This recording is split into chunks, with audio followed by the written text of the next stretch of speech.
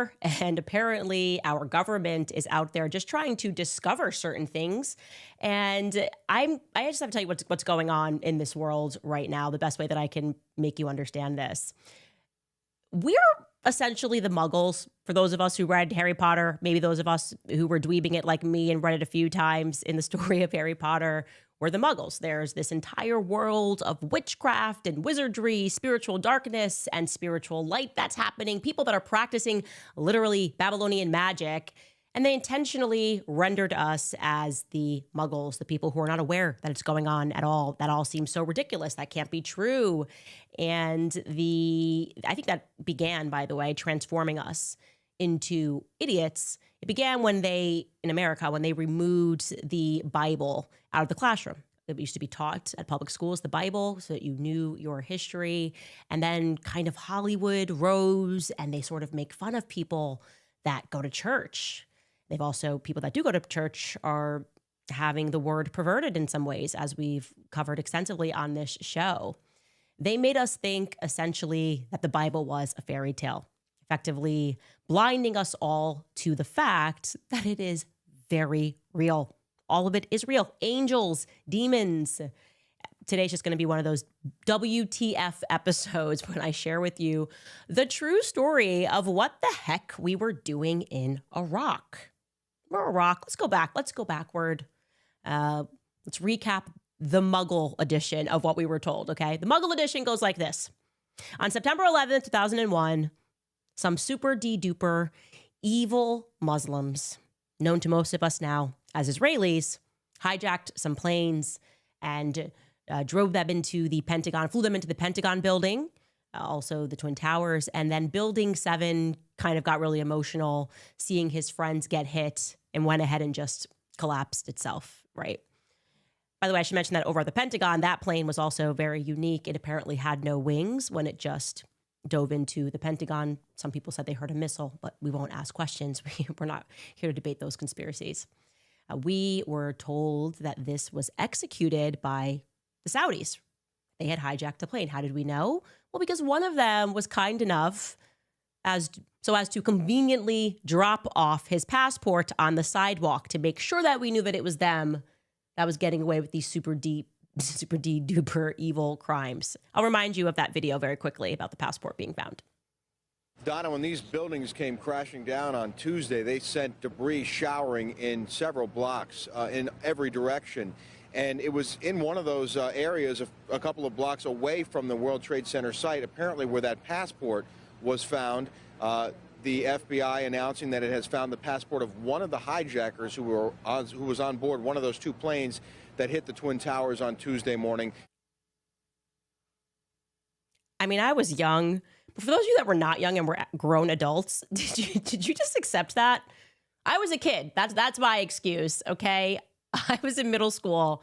But for those of you that were not in middle school, did you just accept this? Those of you that had families, did you go watch the news and go, no, that makes sense. Yeah, the debris just we could not even find human remains, but the debris just fell and fortunately flew away out the window. He just like threw his passport. I have so many questions about that. But again, we're not here to relitigate 9/11. We know how we felt. We all gathered around those super bulky big screen TVs, and we were perhaps expecting that as a result of this, we may indeed have to go to war with Saudi Arabia. That's what makes sense, because they dropped the passports off for us to find and the debris. But that actually didn't happen. Oddly, we were told a couple of years later that we had to go to war with Iraq very quickly. Now, yesterday, I mentioned to you all the Epic of Gilgamesh of Uruk, understood to be actually the story of Nimrod in the Bible. He was a warrior who rebelled against God, Nimrod, and established his own kingdom in Mesopotamia and in Assyria. I'm showing you this map of that region so you can see where exactly we're speaking about. Kind of feels like where we're doing a lot of stuff right now, actually. Lebanon, Syria, and now we're talking about going into Iran. Well, I got an email yesterday from one of you, and I have to read it to you because I went, no way. I also got some other emails, but this one I'm going to read to you. Dear Candace, I never email people, but I watched your show today and felt led to send you this email you mentioned in your show about the Clintons wanting to find Gilgamesh's tomb. You need to look up the research that was done by Rob Skiba. They did find Gilgamesh, aka Nimrod. He was a giant. He was very well intact. Yes, we invaded just after he was found. The first place that we went during that war and set up a base was a museum. Not just any museum, the museum that held all of the relics for that. It also held all of the cuneiform tablets from Babylon and Gilgamesh and or Nimrod's tomb. They said that the museum was, quote, raided, and that they, the military, retrieved everything except for the tablets that had to do with reincarnating and bringing back the Nephilim, fallen angels, noted in Genesis 6. The Bible speaks of this. This is not a fantasy. This is a fact. They have to have Nimrod to bring the Antichrist forth. Please go watch Babylon Rising by Rob Skiba or read the book or his other work on this. He has done many videos and books and backs his work up and uses scripture too. He's not the only one that knows this and had vetted these things out. I pray, if you didn't already know this, that it helps you continue on your quest for truth. Now, that term Babylon Rising instantly flagged to me as interesting because as I've been speaking to you about what the elite practice and it's telling you that this goes back to the Sumerian tablets, Project Looking Glass. They freaked out when I discussed that. This idea of these occultists, Babylon Rising, the names of their books, this Babylonian magic, it's a theme that just keeps cropping up, whether you're referring to Aleister Crowley or Jack Parsons. So I went, wait a second. Because we never really did get an answer for what we were doing in Iraq, you know. The email happens to check out. Surely enough, back in 2002, a group of German geophysicists began making trips into modern-day Iraq to map out what they believed they had discovered, which was ancient Iraq that aligned with the ancient texts of Gilgamesh. I'm going to show you this headline because I honestly, this is like unbelievable. Two German geophysicists, one named Georg Fassbinder and Helmut Becker, they were working for the Bavarian State Conservation Office in Munich, and they began using magnetic mapping to discover the old city. And suddenly they go, wait a second, this is his tomb. When exactly did they find it? We know for sure that it was sometime between May 2002 and very early 2003, they became convinced that indeed they had found the actual tomb of Gilgamesh, also, like I said, known as Nimrod in the Bible. This is within the exact timeline that we make a decision to invade Iraq. It's going to get even more insane. So it's February 5th, 2003. Colin Powell publicly states, rather notoriously now infamously states, that Iraq possessed weapons of mass destruction. He's holding up the anthrax. He's addressing the United Nations Security Council, okay? Then, that quickly, next month on March 20th, 2003, we invade Iraq. The public is informed a couple of weeks thereafter, the BBC, so state arm, that Fassbinder indeed had made the discovery of Gilgamesh's tomb. And conveniently, well, guess what our boys did? They were there. They happened to make their military base at that exact location. Like, this is just incredible. Colin Powell publicly states there's weapons of mass destruction during his address, and then bam, there we are on top of Babylon. Well, what exactly were we doing there? Other than, you know, the obligatory mass murdering, plundering ancient Christian civilizations and structures, a million Iraqi civilians that were killed. That's a given. We just are always destroying Christian relics, but because we have to destroy history. They have to destroy history.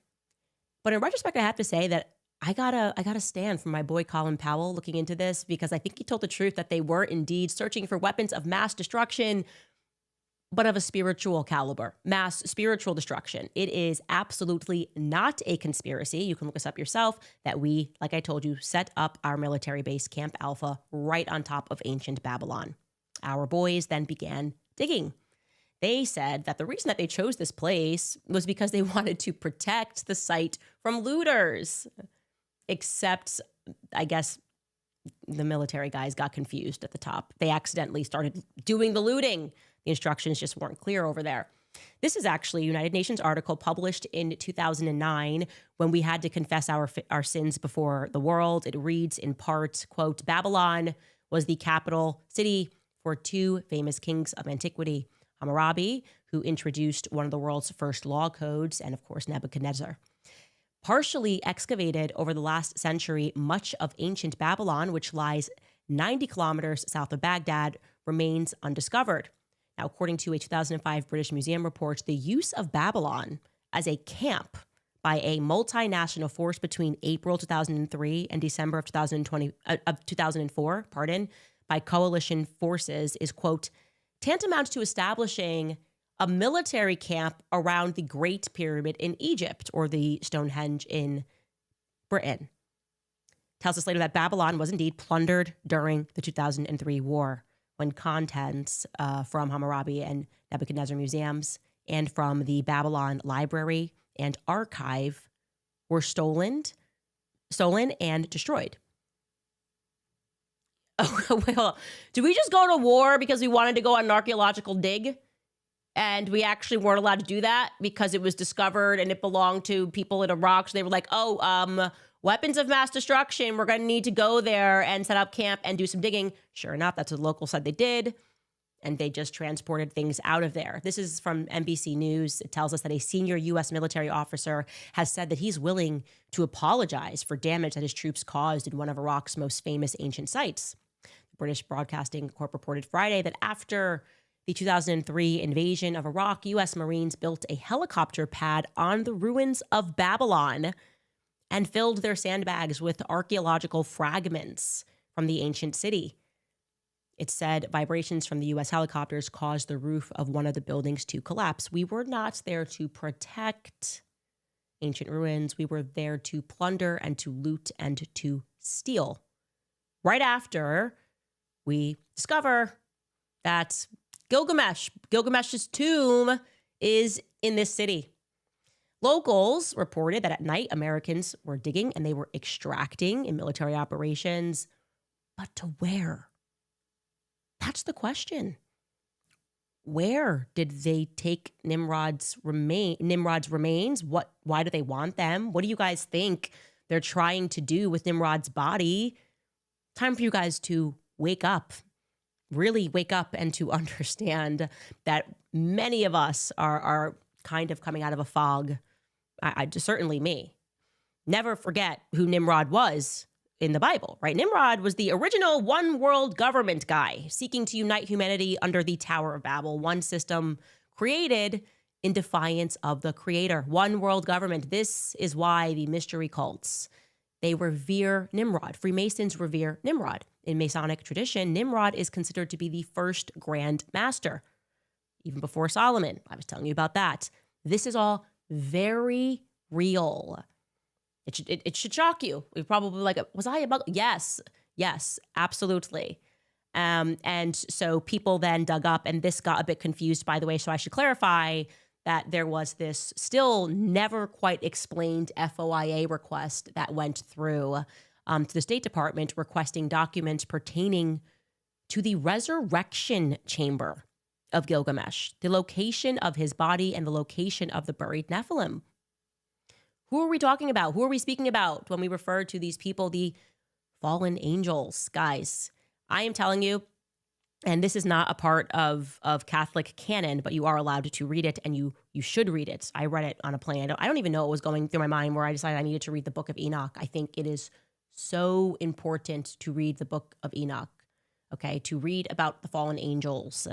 That this is your real history. I'm sorry to tell you guys, you're not a dinosaur. Okay, you weren't a dinosaur. You're not just like floating. Thank you, Katy Perry, but you're not like a plastic bag floating through the wind. I didn't really ever find that line to be relatable at all. I've never felt that way. This is all very real, and the elites have held on to this. They destroy history because they don't want you to know this. They envision a world like Nimrod. One world government, they are going to be the gods. You will have no sense of where you come from. You will have no sense of your history, and your souls will be completely perverted and corrupted by them. That is what they are doing. So people always ask why I'm always so happy and so positive. How is it possible that the Epstein files can drop and I maintain a happy attitude? in the comments yesterday, I saw this of like, well, what do we do? What do we do now that we know this is real and they're practicing this? Well, you have to also consider the other thing. They're doing this because God is real. That I feel like that's like the best message ever. How could you not be happy recognizing that they are just betting against God like they always do? These people want to recreate Babylon. Okay, this is the story of Hollywood, Babylon. Read the books. They have always been obsessed with this. But who are they contending with? God. And I feel like many people, myself included, go through a period where you wonder, and that's intentional, of course, like I said, because they've stripped our true history, and we're not even where we're supposed to be. Like, we're in America. How did we get here? We know nothing about ourselves. And you go through this period where you question whether or not God's real. And I certainly thought, no. Well, coming out of high school, that's just like my grandparents were into that. That's the old world. We're the cool world. And then you get to an age and you get to a point where you recognize, oh yeah, God's definitely real. And we've been asleep. We've been the muggles. They know he's real. And you want to spell the end of this satanic reign, everything that they have been doing and the blood that they have been shedding. It's our awakening. It's our awareness. So you should be happy. You should be encouraged. This stuff shouldn't scare you. You should be happy to know that this isn't it. And the reason why they want people to be selfish, the reason why they want us to be atheist, why they have been so intentional about making sure they fill us with nonsense and junk and no sense of true history, why they protect the field of archaeology. They don't ever want us to be the ones to find something and learn something about history that's real. The reason that they're doing all of that is because then they can get you to trade your soul. Like if you really believe that all you had was 80 years and there was nothing else beyond this, like they want you to believe, then you would sell your soul to the devil for money. That's what a lot of people are doing. But when you suddenly go, oh wait, there's more. Actually, I'm a soul and I am an eternal soul.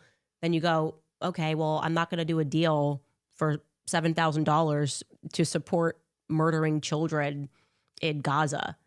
It's a happy message, I'm telling you guys. But read the Book of Enoch if you have not read it and learn about the fallen angels. It is incredible. Learn about your true history. Anyways, I wanted to share that with you because I was just, I can't believe that about Iraq. People asking, what's the obsession with Iran? What's suddenly the obsession with Greenland?